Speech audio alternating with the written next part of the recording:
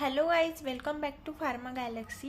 तो आज का ये वीडियो बहुत ज़्यादा स्पेशल होने वाला है क्योंकि इस वीडियो में हम फार्मास्यूटिक्स के चार्ट, फ्लो चार्ट सारे कुछ देखने वाले हैं क्योंकि कम टाइम बचा है जीपैट के लिए और उसमें हमको ज़्यादा नॉलेज लेना है क्योंकि हमारे एमसीक्यू करेक्ट आना चाहिए और अच्छा स्कोर होना चाहिए।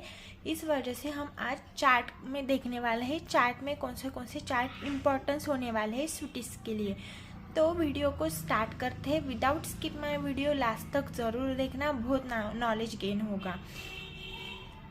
तो मोस्ट इम्पॉर्टेंट है कैप्सूल में टाइप्स ऑफ कैप्सूल, ठीक है। Hard gelatin and soft gelatin, 2 types of capsule होते हैं। तो इसमें पूछा जाता है disintegration time of the hard gelatin and soft gelatin capsule.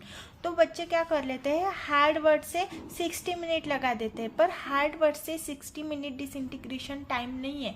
Hard gelatin capsule के लिए ओनली 30 मिनट्स लगता है और सॉफ्ट जिलेटिन कैप्सूल के लिए 60 मिनट लगता है। तो सॉफ्ट में ही ऐसा यस कर लेना यह और 60 हो जाएगा, तो ऐसे याद रख लेना सॉफ्ट 60 मिनट। तो hard gelatin capsule is 30 minute. पर हार्ड जिलेटिन कैप्सूल बनाते कैसे ये भी पूछा जाता है।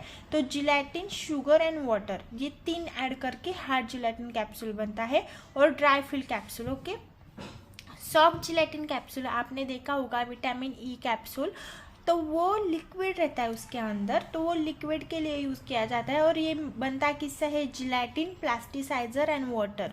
और पहले में शुगर था यहाँ पे और यहाँ पर प्लास्टिसाइजर है, मतलब सॉफ्ट में प्लास्टिसाइजर यूज़ करते हैं। तो इम्पोर्टेंट क्या है, किससे बनता है और इसका डिसइंटीग्रेशन टाइम, ये याद रख लेना। और नेक्स्ट है टाइप ए और टाइप बी का इम्पॉर्टेंट डिफरेंस। तो type A bye acid treatment से किया जाता है और ये अल्कली ट्रीटमेंट से किया जाता है। इसके पीएच बहुत बार पूछे गए साल भी मैंने एग्जाम लिया था तब उसका पीएच पूछा गया था।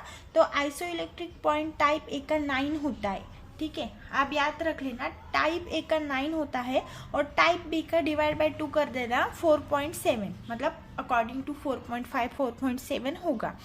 तो टाइप इसका आइसोइलेक्ट्रिक पॉइंट एक इम्पॉर्टेंट है और उसका कौन सा ट्रीटमेंट किया जाता है, यहाँ पर A for acid, B for alkali, ठीक है। आइसोइलेक्ट्रिक पॉइंट 9, टाइप बी का हाफ कर देना। सो टाइप ए बनता किससे, ये भी बहुत बार पूछा गया है, बोन्स ऑफ जिलेटिन से बनता है and type B green bone से बनता है। सिंपल याद रख लेना।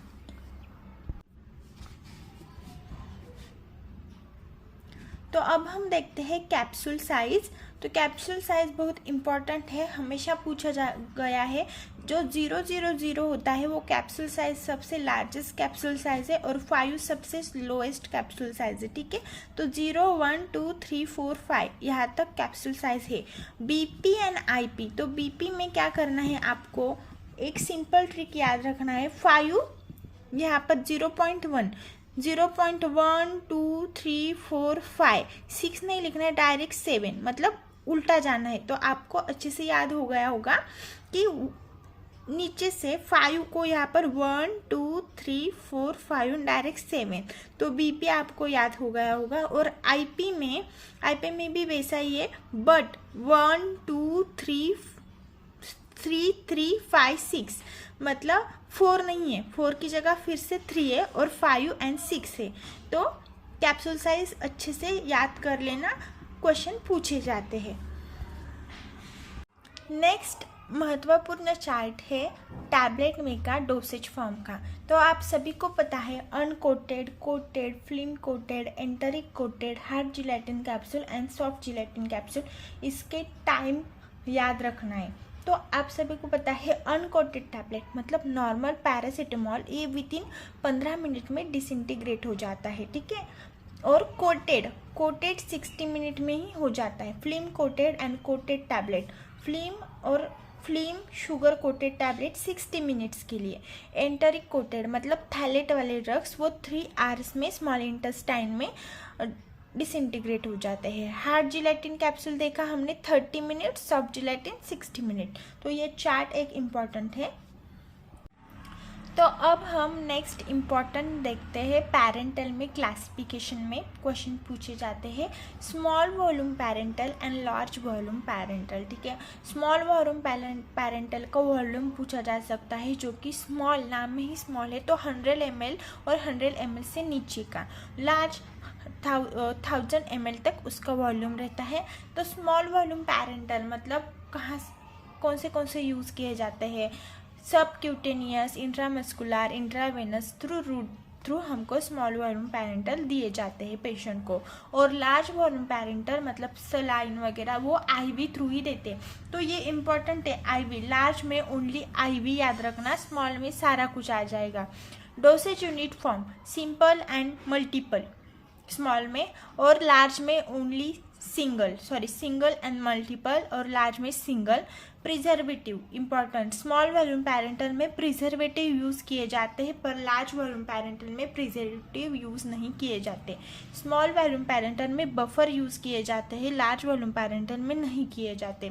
तो स्मॉल वॉल्यूम पैरेंटल के फॉर्मुलेशन कौन से हैं, सोल्यूशन, इमल्शन, सस्पेंशन। और लार्ज में solution and oil bye W nutrient emulsion, मतलब O/W जो न्यूट्रिएंट इमल्शन है वही लार्ज में दिए जाते हैं।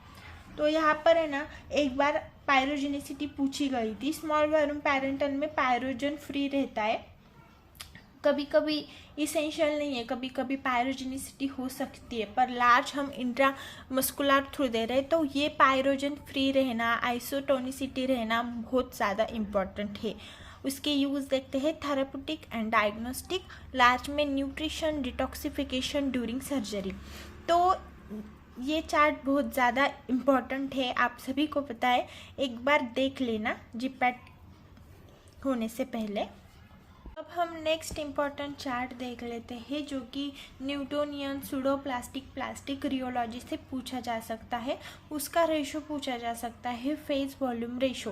तो न्यूटोनियन फ्लो का जो रेशो होता है वो 5% रहता है, प्लास्टिक का 50% और प्लास्टिक का 74% तक रहता है।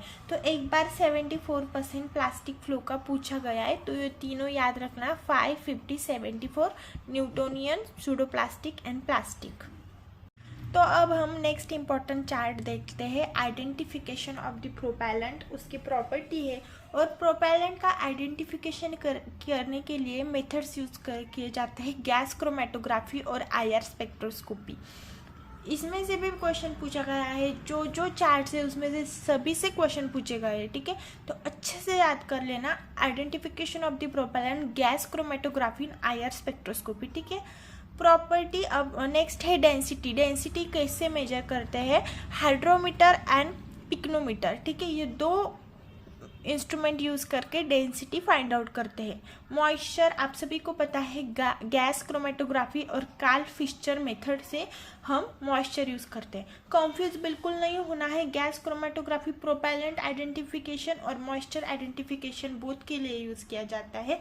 वेपर प्रेशर के लिए methods, pressure gauge and can puncturing device.